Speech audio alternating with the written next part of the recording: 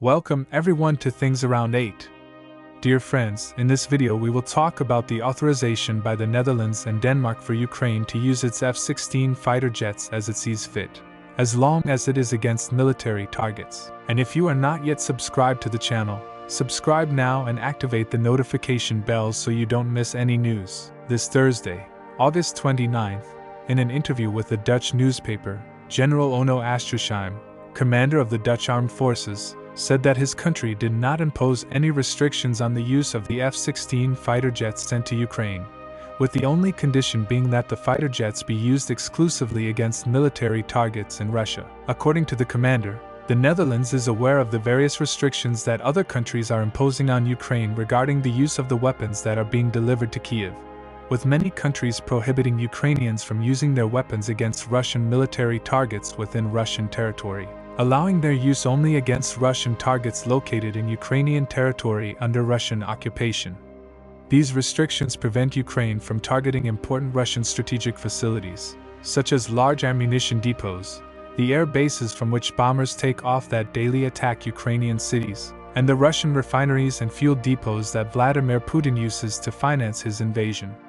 Ukraine's attacks on these facilities are carried out exclusively with long-range weapons developed by Ukrainians, weapons that, as we know, have a range and technology that are comparatively inferior to those available in the West.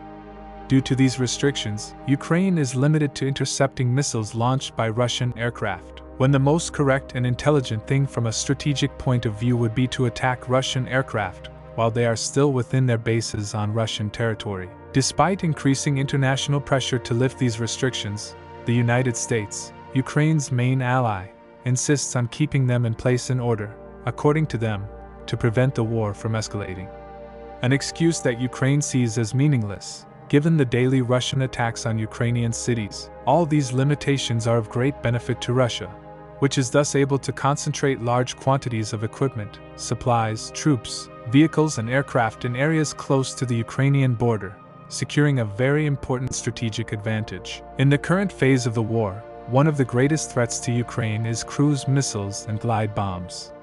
Kits installed on each freestanding bomb, consisting of retractable wings and GPS navigators, which guarantee a range of up to 80 kilometers and an accuracy that, depending on certain conditions, can be up to 4 meters. According to the Russian government, glide bombs, because they are cheap and easy to produce and launch, are receiving high priority, with new models, such as a gigantic 3-ton bomb, being developed and tested for launch against targets inside Ukraine.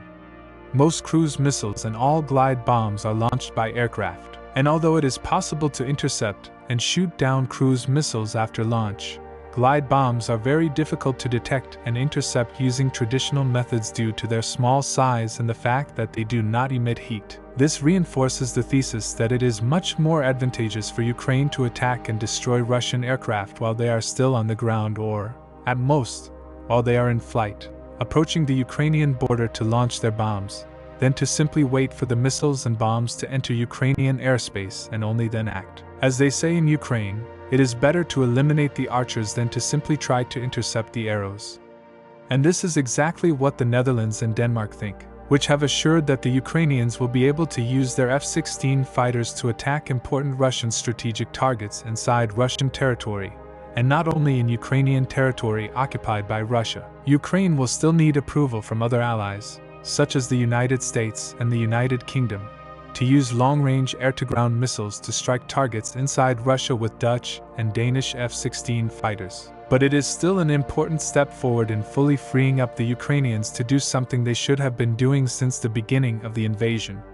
which is to use advanced Western weapons to attack Russia's rear and strategic structures from which attacks are launched.